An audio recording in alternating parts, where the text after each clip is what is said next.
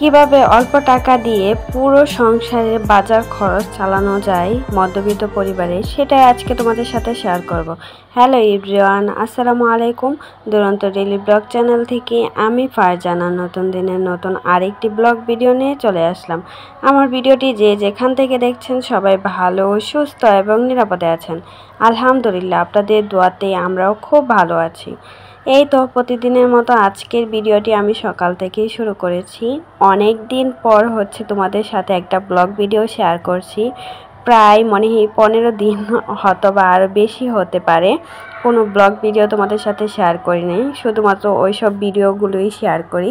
তাই ভাবলাম আজকে তোমাদের সাথে একটা ব্লগ ভিডিও শেয়ার করি। অনেক দিন তো হলো অন্যের ভিডিও দেওয়া, এখন তোমাদের সাথে একটা ব্লগ শেয়ার করি। অনেকে আর কি আমার ব্লগ ভিডিও দেখতে পছন্দ করো, সেজন্য তাদের জন্য আর কি ব্লগটা শেয়ার করা। তো এখানে যে জামটা দেখালাম এটা হচ্ছে আমাদের বাড়ির গাছের, মানে আমার বাবার বাড়ির। তো আর কি ভিডিও করে নিয়ে আসলাম। অনেক ভিডিওই তোমাদের সাথে আর কি শেয়ার করা হয়নি, তো আস্তে আস্তে অবশ্যই শেয়ার করব। তো এখানে আমাদের কিছু বাজার নিয়ে আসছিল। এটা শুক্রবারের একটু ক্লিপ নিয়েছিলাম, আরও আগেও কিছু ক্লিপ নেওয়া হয়েছিল, সেগুলো আর কি আস্তে আস্তে শেয়ার করব। ভিডিও বানাতে ইচ্ছে করে না, সেজন্য আর শেয়ার করি না। তাই ভাবলাম আজকে তোমাদের সাথে একটু শেয়ার করি। তো এখানে আমি কিছু বাজার গুছিয়ে নিচ্ছিলাম। আসলে আমরা যারা মধ্যবিত্ত পরিবারে তারা এভাবেই কিন্তু চলতে হয়। অল্প আয় থেকে অল্প টাকা দিয়ে সংসারটাকে আর কি সুন্দরভাবে চালাতে হয়। থেকে চেষ্টা করব আমার ডেইলি ব্লগগুলো আগের মতো দেওয়ার, যতটুকু পারি ততটুকু আর কি তোমাদের সাথে শেয়ার করব। আই হোপ তোমরা দেখে নেবে। যারা আমার চ্যানেলে নতুন ভিডিও দেখছো অবশ্যই চ্যানেলটাকে সাবস্ক্রাইব করে আমার পাশে থাকার অনুরোধ রইল। তো এখানে আরও কিছু বাজার নিয়ে আসছিল, যেমন নুডলস, তারপর লবণ, চিনি, সব কিছুই আর কি, আঠা, এসব আর কি। বাড়ি থেকে এসে দেখি সব কিছু ফুরিয়ে গেছে। তাই ভাবলাম তাহসানের বাবাকে বললাম বাজার নিয়ে আসতে, সেজন্য ও কিন্তু সব কিছুই নিয়ে আস্তে আস্তে আর কি একসাথে সব বাজার করা হয়নি। একদিন পর পর বা 2 দিন পর পর যখন যেটা প্রয়োজন আর কি তখন ওইটার বাজার করা হয়েছে, সেজন্য আর কি সব ভিডিও একসাথে করতে পারিনি। যখন যেটা নিয়ে আসছে সেটারই আর কি ভিডিও করার ট্রাই করেছি, যতটুকু পেরেছি ততটুকুই আর কি তোমাদের সাথে শেয়ার করছি। যারা আমরা নিম্ন স্তরের মানুষ আছি, মধ্যবিত্ত পরিবারের ফ্যামিলির, তারা কিন্তু এরকম বুঝে শুনে সংসার খরচটাকে চালাতে হয়। তা না হলে দেখা যায় মাস শেষে কোনো টাকা জমানোর মতো থাকে না। প্রতি মাসে আমরা চাইলে কিন্তু সংসার খরচ থেকে এভাবে একটু বুদ্ধি খাটিয়ে সংসার চালালে টাকা জমাতে পারি। শুধুমাত্র কিছু বুদ্ধি বা কিছু উপায় মেনে চললে তবেই কিন্তু সম্ভব হয়, তাছাড়া কিন্তু সম্ভব হবে না। আর আমার মতো যারা টাকা জমাতে পছন্দ করো তারা চাইলে আমার এই ভিডিওগুলো দেখে একটু বুদ্ধি খাটিয়ে আমার মতো সংসার চালালে অবশ্যই টাকা জমাতে পারবে।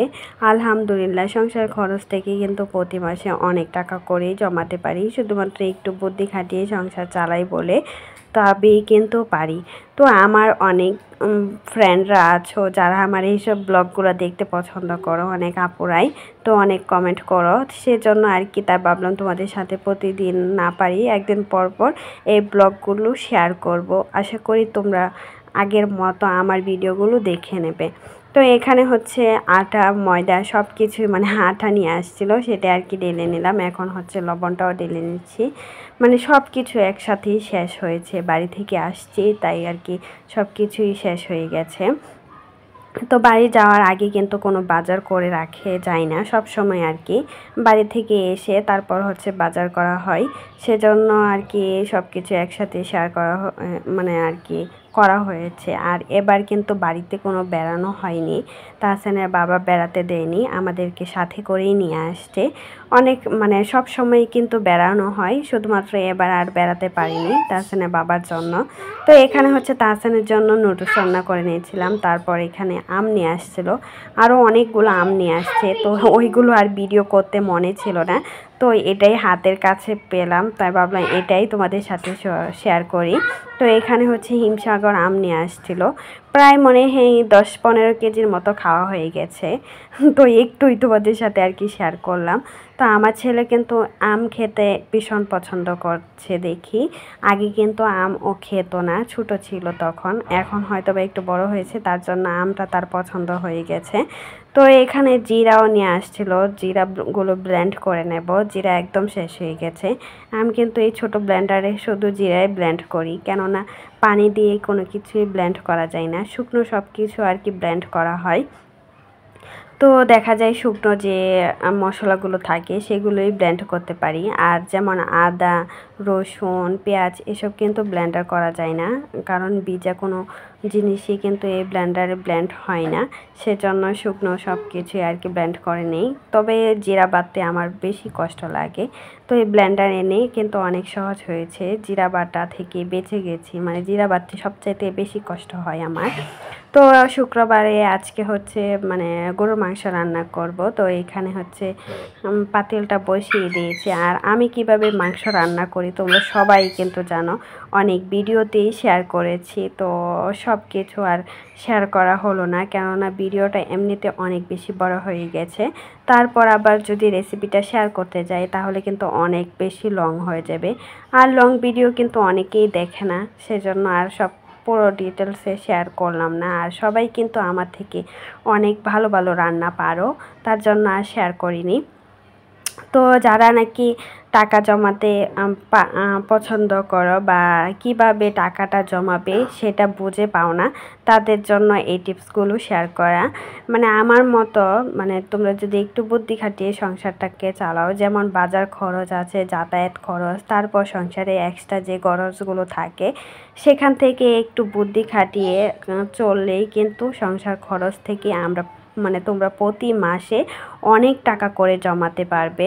বিশেষ করে অল্প টাকা দিয়েও কিন্তু সংসার সুন্দরভাবে চালানো যায়। মাত্র 5,000 টাকা দিয়েও পুরো মাসের বাজার খরচ, সব খরচ কিন্তু করে নেওয়া যায়। শুধু ফুটানি না করে একটু বুদ্ধি খাটিয়ে চললেই কিন্তু সম্ভব হয়, তাছাড়া কিন্তু সম্ভব হবে না।